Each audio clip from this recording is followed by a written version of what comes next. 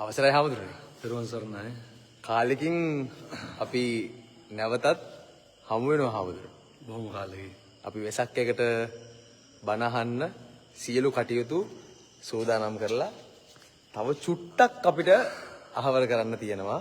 අපි බලාපොරොත්තු වෙච්ච විදිහේ දේවල් නෙවෙයි උනේ, ඊට වඩා දේවල් තමයි උනේ නේද හාමුදුරනේ? දැන් අපි මාස 4කට 5කට විතර කලින් එහෙමයි. මේ ආශයෙන් අයියම මෙතෙන්ට ඇවිල්ලා මේ පන්සල ගැන මුළු ලෝකෙටම කියලා මතකත් ඇති එදා එනකොට මෙතන තිබ්බේ කණු ටික විතරයි.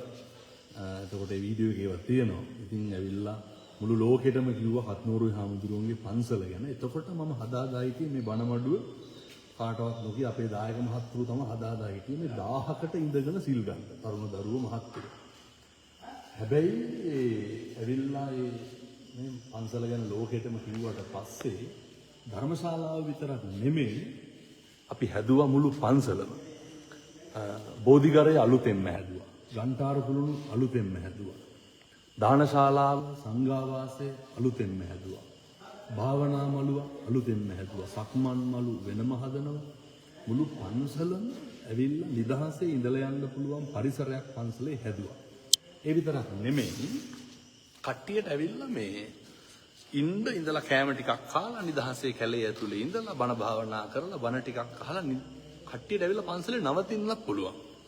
මේ සියලුම දේවල් කරේ එදා ඇවිල්ලා කරපු වීඩියෝ එකෙන් ඒකෙන් මුළු ලෝකෙම දැක්කා.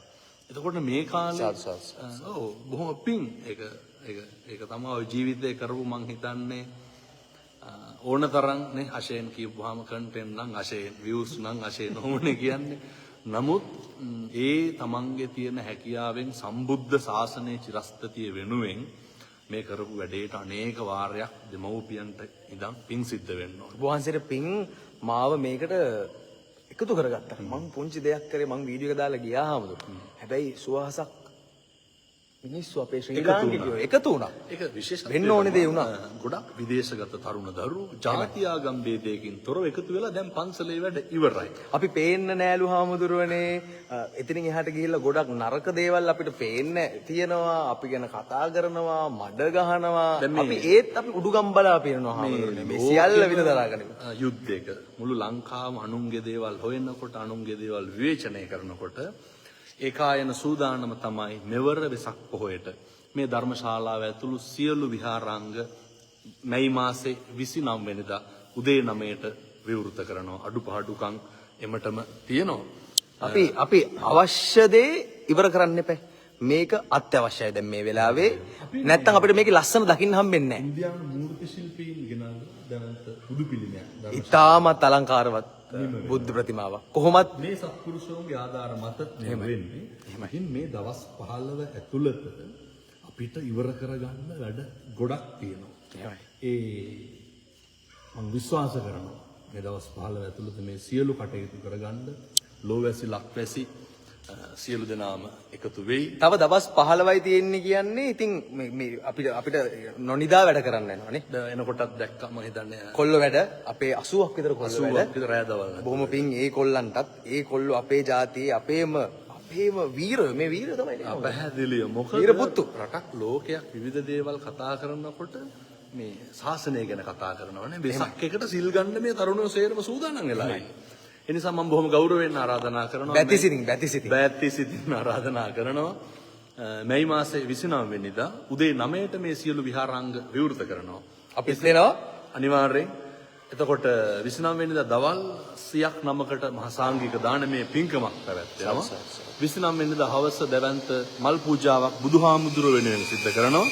29 වෙනිදා රෑ දීගල ඊරස්සි හාමුදුරුවන්ගේ අබතෙල් පහන් පූජාව සිද්ධ කරනවා. මුළු ලෝකෙටම අපි ආශිර්වාද කරලා 30 වෙසක් පුර 15ක් පුන් පොහෝ දිනේ පාන්දර 4ට බුදුහාමුදුරුවන්ට පැන්නමුසු කිරියාහාර පූජාව සිද්ධ කරලා ආරම්භ කරන්නේ. මුළු දවස පුරාම ජාතික රූප වාහිනියෙන් ඇවිල්ලා සජීවීව විකාශය කරනවා ගණේරවි පන්සලේ සිල් ගන්න එක. ඒ නිසා මම බොහොම ඕනෑකමින් ආරාධනා කරනවා මේ සියල්ලම පන්සල හැදුවේ ලෝවැසි ලක්වැසි බොදු නොබුදු සියලු දෙනාගේ ආධ්‍යාත්මික ශික්ෂණය වෙනුවෙන්. හාමුදුරුවෝ ලස්සන දෙයක් කිව්වා. බොදු නොබුදු ජාතියාගම් ભેදයකින් තොරව එදාට මුස්ලිම් දෙමළ අයත් ඒවි සිල් ගන්න. පැහැදිලිවම එයාලගේ ජීවිතය ගැන මනස්ථාපයක් වෙන්න එයාලත් ඒවි භාවනාවට එයාලත් ඒවි. ඒ බුදු බණ අහන්න එයාලත් ඒවි. සම්බන්ධ වෙනවා. ඉතින් 30 උදේ ඉඳන් රෑ වෙනකම් තියෙන්නේ අපිට බණ අහන්න භාවනා කරන්න. ඒ බණ අහන්න එකයි භාවනා කරන්න එකයි බැරි නම් අපි හැදුවා වෙනම භාවනා මළුවක්. භාවනා මළුවක්. නමුත් අපිට හිමින් යන්න පුළුවන්. යම්. ඒ භාවනා මළුවේ තියෙන්නේ ඇවිල්ලා නිදහසේ ගහක් යට ඉඳගෙන ඉඳලා සක්මන් කරනවා නම් සක්මන් කරලා මේ කටයුතු සිද්ධ කරගන්න. එහෙමයි. ඉතින් මේ සියල්ල බලන්න පුළුවන්, විඳින්න පුළුවන්. මේ 29 උදේ අපි විවෘත කරනවා. එහෙමයි. මේ කියන එකක් පුරපසලොස්සක් වුන් පොහොය දවසේ සාදු සාදු සාදු සාදු සාදු සාදු කීයක් ඒවිද හමුදුනේ? අපේ බලාපොරොත්තුව තියෙන්නේ දැන් ධර්මශාලාව හදනකොට මුලින් කිව්වා මේක 1000කට සිල් ගන්න කියලා. නමුත් 50000ක් සිල් සමාදන් වෙයි. සාදු සාදු සියලු දෙනාම තව දවස් 15යි පුළුවන් තරම් එකතු වෙන්න මේ ආරාධනාව ඔබට. ඉතින් බලන් ඉන්න නැතිනේ මොකක් හරි පොඩි දෙයක් කරන්න. වෙලාව ඇවිල්ලා තින්නේ පොඩි දෙයක් කරන්න. මේ වෙලාව නැතුව තව වෙලාවක් එන්නේ නැහැ. මේ වෙලාවේ මෙතන කිසිම දේශපාලනයක් නැහැ. ඒක පැහැදිලි. කිසිම කණ්ඩායමක් දිනන්න බලාගෙන අපේක්ෂාවක් බුදු දහම වෙනුවෙන්ම පමණයි. වෙන කිසිම අපේක්ෂාවක් නැහැ. ඒක පැහැදිලි. බෞද්ධ අබෞද්ධ මේ හැමෝටමයි මේ තැන හැදෙන්නේ. ඉතින් ඒ ධර්මය, ඒ උතුම් සද්ධර්මය අපිට ඇසේවි හැමදාම මේ ධම්සභා මණ්ඩපේ. ඉතින් ඔබට පුංචි දෝවක් දෙන්න පුළුවන්. කෝල් එකක් දෙන්න. එහෙම නැත්නම් පැමිණෙන්න. කොහෙද කියලා Google Map එකේ දාලා සර්ච් කරපුව ගමන් දැන් එනවා. ගණේ වැව හරි ප්‍රසිද්ධයි. නේ හමුදුනේ? ඇත්ත. ඉතින් ඔබ එදාට බණ අහන්න එද්දි සුදු අතින් සැරසිලා මොනවද අරන් එන්න ඕනේ හමුදුනේ? හමුදුනේ කිසි දෙයක් බලාපොරොත්තු වෙනවද? කිසිම දෙයක් නැහැ. අන්සලට එන්න සුදු ඇඳගෙන සිල් සමාදන් වෙන්න නේ ඕන කට්ටියට පුළුවන් උපාසක දාන දෙන්න. දැනටත් බාර අරගෙන තියෙන්නේ. එන සේරටම අපි දන්සල් දෙන්න ඕනේ, මල් දන්සල් දෙන්න ඕනේ. එනිසා බොහොම ගෞරවයෙන් ආරාධනා කරනවා. බොහොම ගෞරවයෙන් අපි ඉල්ලනවා.